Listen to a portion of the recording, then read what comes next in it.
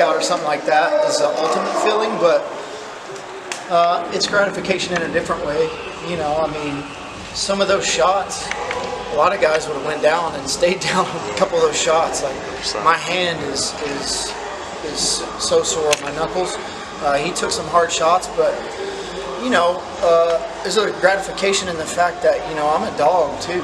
I'm never going away. None of these guys, like I said the other day to you, nobody shut me out. Nobody's, you know, completely smoked me or anything like that on any of my losses. It's all close. I'm a dog. So, you know, he got a knockdown, put me on my butt there, but all that did was piss me off. And I came back forward, and I think once he did that, he hit me with his best shot, and then realized, man, this dude ain't playing. This kid is going to keep coming forward and be in my face. I don't want any more of that. I didn't sign up for that. Yeah. And I know you had told me before the fight you really wanted that Donald Cerrone moment in the cage with your little man. How did that feel to actually have that come to fruition?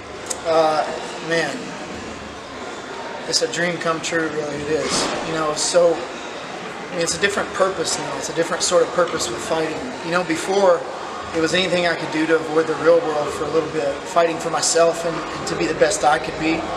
But now with the family and for him, it's a different purpose. So to be able, and you know, he's too young, he won't remember it, but he's going to be in those picks. And to be able to share this with him is so special, man, because you know, I've openly said it, but I came up without a dominant father figure, so I had to learn a lot on my own. So you know, for me, it's being a dad is about showing him how to achieve goals, and this is my platform to do that. You know, I'm not going to tell him how to do things. I'm going to show him. So when he looks back, he knows, hey, Pops, he set a goal. You know, he had a dream. He went up there and he put it all on the line for everybody to see, and this is how he got it. He didn't talk about it. He went out there and did it. So to show him, that's the ultimate, you know, for me. How much of that background and not having a father figure is behind you doing this as a career? Because a lot of people find guidance that way. Yeah, I think it's a cliche story, and you know, I'm kind of jaded towards it because you know, a lot of media outlets and UFC, and it's not your fault, everybody wants to know the story behind the fighter, and that's part of it. People want to know you.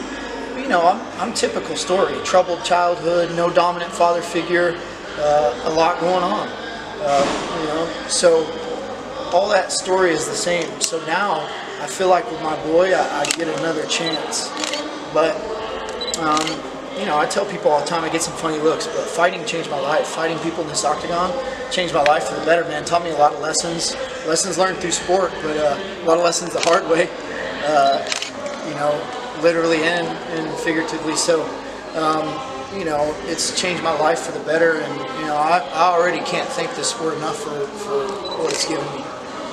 Scott, you talked about getting a top 15 fighter. Do you have anybody in specific that you want to fight, or just anybody top 15, top 10?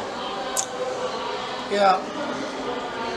You know, I'd love to have the winner of Guida and Miller. I'm not sure where they're ranked, but I know they're both Hall of Famers. I think that's cool. You know what I mean? Like, give me one of those Hall of Famers. That'd be awesome. But if not, everybody's equally tough, man. It's like people pick and choose, but it don't matter. Everybody's a bad day. You know what I mean? It's so, I don't know if one fight's easier than the other in different ways. So, you know, I'd love to have the winner of those guys or a Hall of Famer, but, you know, I'm not the matchmaker. I don't know if I've ever gotten to choose a fight, so, you know, the old cliche, whoever they get, but, you know, I belong up there with those guys. I'm a super athlete. I'm kind of behind the curve, you know, because I played professional hockey, college baseball. I got started late. These guys are Division I wrestlers. They're jiu-jitsu world champions. They're kickboxing world champions. I'm just a super athlete that decided one day to go to an MMA gym and had a lot of fun. So I've spent my entire career just trying to catch up. You know what I mean? Trying to settle in the octagon. I got in the UFC when I was 7-0. That's nothing, man. I'm fighting on my last fight before the UFC was in a rodeo barn. We warmed up in the petting zoo, man. It's no lie. It smelled like cow manure in the. So, you know, I'm trying to catch up, but with this fight, I needed this fight with this matchup. When I saw it come across, obviously I didn't pick it. You don't. I'm not Sean Shelby. When I saw this matchup, I'm like, you know what? This dude throws down. This is an opportunity right here. So, you know, and when you're coming off a loss, you don't get to pick. So, you know, I need that bonus money, man. You guys, you know, now you see the baby boy. We got a house. You know, I need to put some bread on the table. I'm trying to set him up, so I need that money. Can we talk about the first round? You talk about his toughness. You had him on the ground early, and there was a couple submission attempts. Can you just talk about the ground for those few minutes in the first round? Yeah, you know, that ground, all the groundwork and the kind of clinching was just to wear him down a little bit. I knew with every grappling exchange that his power meter was going to go down, down, down. And some of the submission attempts, you know, they were there. I squeezed for him, and they were good, but he was just, you know, he's strong. He's a big guy too. Obviously, he missed weight. So the game plan was, hey man, let's lean on him a little bit. Let's grapple if the opportunity arises, and he's going to burn 2 times more energy than you. Like, he's not ready for that sort of fight. So, you know, I squeezed on a few of them. They weren't quite there, but I knew that it was going to pay off for me near the end, and it did. It broke him. But they were there, man. But, you know, it was just a penny in the bank for later in the fight. When your opponent missed weight, that told you something about it? Yeah, for sure. I think it always does. You know, because he tried hard. I had guys in the fitness gym at 6 a.m. working out, some of my training partners, and they said he was laying on the floor at 6 a.m.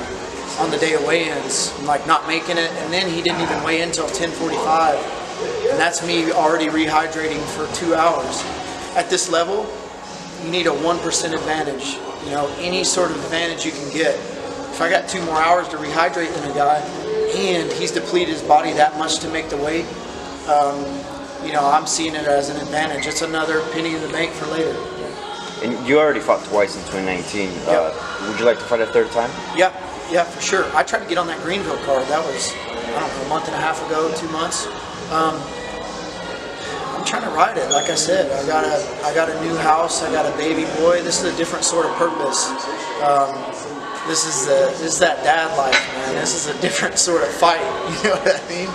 Like, I've been changing diapers, got shit on my hands, so we're trying to do a little bit better, man. We're like, I'm like, all right, if I'm gonna go through this, I need to set you up, but yeah, I feel healthy, like I feel good. I don't have a lot of mileage on my body, you know. I've had a couple hard fights, but you know, I still feel great. You mentioned you missed it on the Greenville card. Do you have a card in mind moving forward? No, I got to see what's out there. I always love Vegas. I love Vegas. You know, I think we capitalized on a big opportunity tonight on ESPN. You know, I feel like I look good on TV. I feel like, you know, I'm, you know, promotable, all that stuff. I feel like when I fight, you know what you're getting. Like, hey, you know, this dude's gonna go out and take some risks. He's gonna throw some wild shit, and he's gonna try to bury guys, you know, so you can guarantee that there's going to be some excitement in my fights. So I think you don't always get that with every guy. So, you know, I got a little bit of stock, and so, you know, we'll see. Let's go back to that moment. You said, like,